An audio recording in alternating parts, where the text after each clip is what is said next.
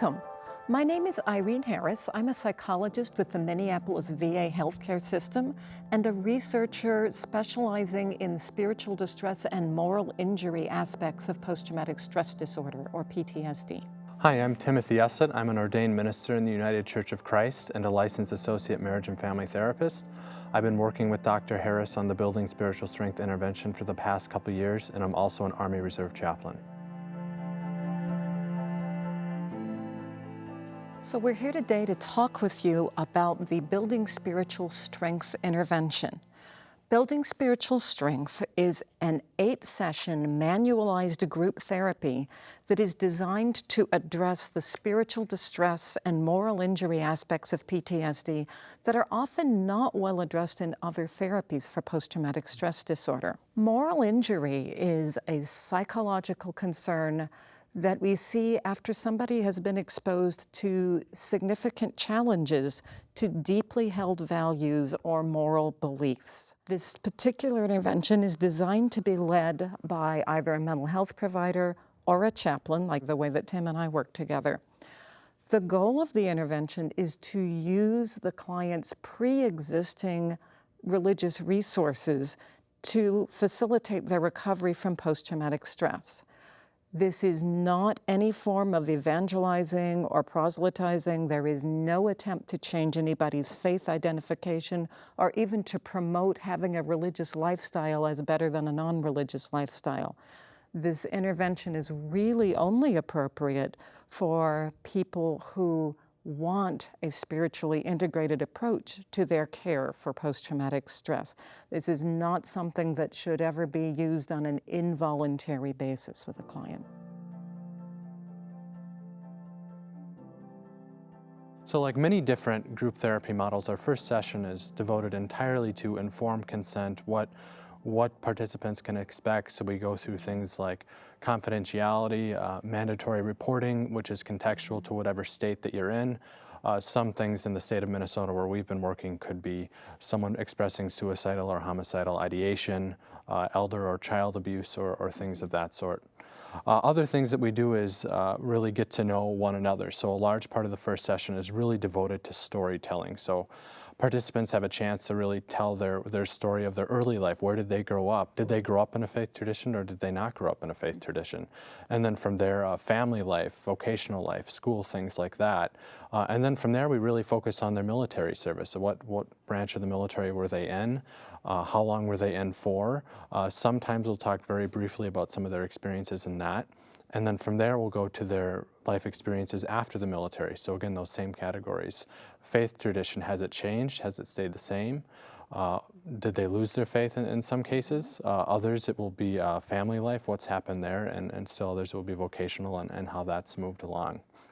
From there, we really move into our second session, which is really looking at prayer and meditation logs. So we start that with an exercise, which we'll be demonstrating later on in the video, and we use that as an exercise to introduce prayer and meditation logs. And we're very particular about calling it either or, because again, we're not looking to get someone to join a particular faith tradition. We want them to do something that they're comfortable with. And a large number of people are comfortable with calling it prayer, but there are still a fair number that are more comfortable calling it meditation or reflection or something like that. Moving on from there, we have a session specifically devoted to the word theodicy, which is a word I don't really like. I've never liked the word. I hear that and I wonder, what does that mean? Well, usually what it means is, how does God or a higher power and evil interact in the world? So we talk about the participants' views, as well as presenting them with a number of different views on how people think God or a higher power interact with evil. And it ranges from God or a higher power brought about free will, and that's why there's evil in the world, or maybe a higher power brings about good from evil and things of that sort. It's usually one of our more lively sessions. People get really into that and really excited about it. From there, we move into different styles of prayer and meditation. So again, they've been doing these prayer and meditation logs throughout this whole time, where they've been bringing feelings, issues, emotions to meditation or to their higher power, and then sitting in reflective silence to see how their God or higher power responds to them. So our fifth session, we look at specific ways that people pray, and we present them a few different ways that people do that. Of note is one of the methods that we present is kind of this bail me out sort of method. So people are so overwhelmed that they're just like, God, whomever, get me out of this. I can't handle that anymore. And that's the one style of prayer that we actually, I wouldn't say we discourage, but we usually say that use that, if you're praying in that manner, that can be a good indication that your engine might be overheating, that you're experiencing a lot of stress, because that style of prayer is typically not associated with positive healthcare or other forms of outcomes. From there, we move into our kind of forgiveness and reconciliation sections, which again, we'll be demonstrating one of those here shortly, and we'll talk more about those at that point in time. And then finally, we really view this as this whole intervention as one step on a journey. So we really like to give participants other resources in the community that they can go out to so they can continue the work they've been doing.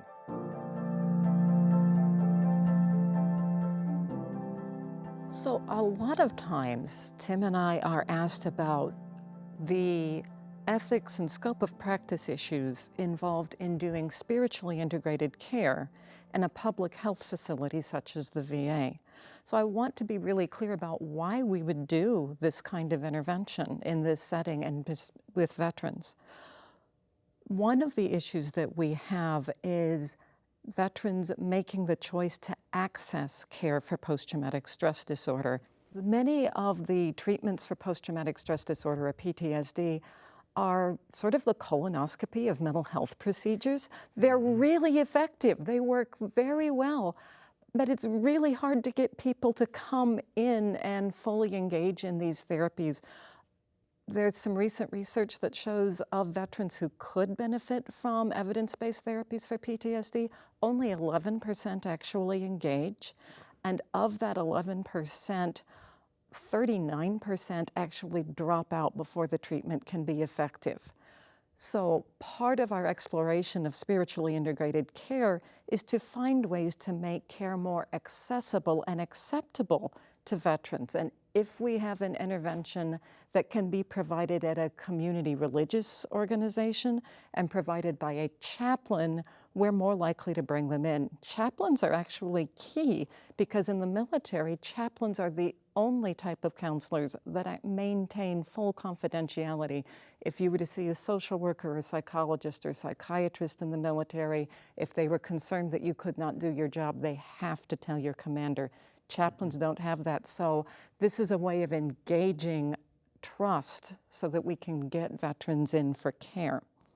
There are also American Psychological Association and Joint Commission standards that require, from the American Psychological Association side, require attention to an individual's religion or spirituality as an individual difference when that is relevant to the presenting complaint.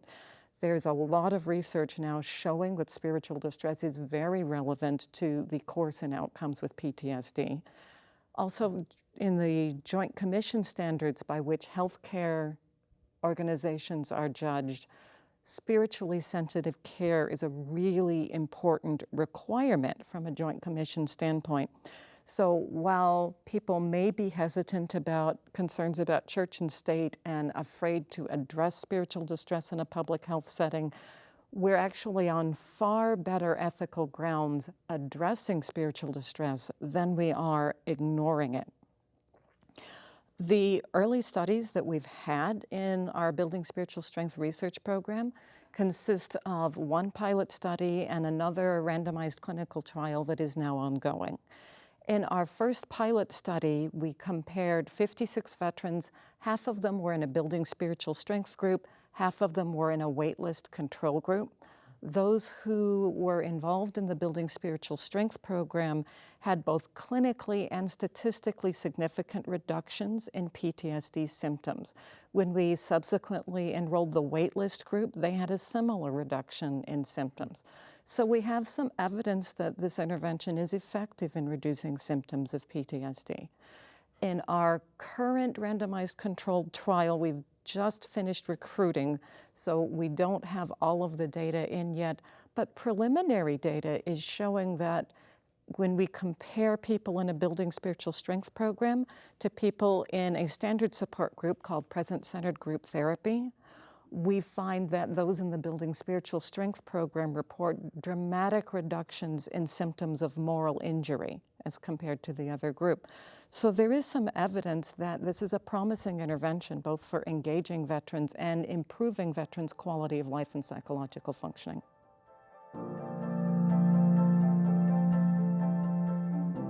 One of the biggest foundations to the Building Spiritual Strength intervention is our Fowler stages of faith. And oftentimes what we see, it's very similar to other stages of moral development or psychological development. We see in participants at relatively stage 2 or 3, which summarize that's a very, usually very black and white worldview, very rigid, things are either or. And where this plays into moral injury is that they can't see the gray, or they can't really embrace the nuance of moral decisions that have to be made in combat or other traumatic environments. Yeah.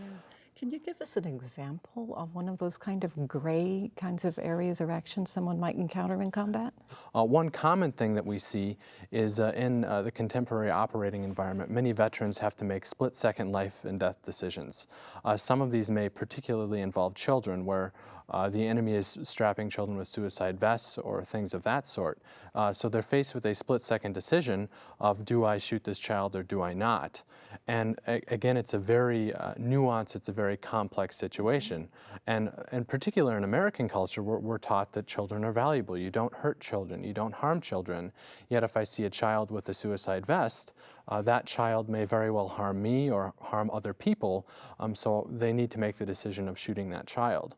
And when they're in that very rigid or black and white worldview, they aren't able to come to terms with that.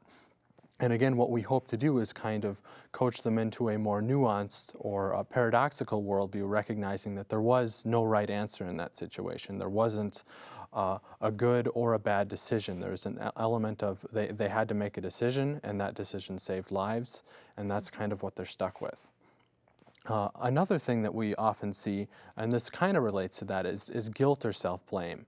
And it's really important to differentiate between appropriate guilt, which would be someone did something wrong in which they need to seek some form of forgiveness or repentance, or there may be legal consequences, and inappropriate guilt. Inappropriate guilt largely shows up when someone has experienced trauma, which by definition is out of control.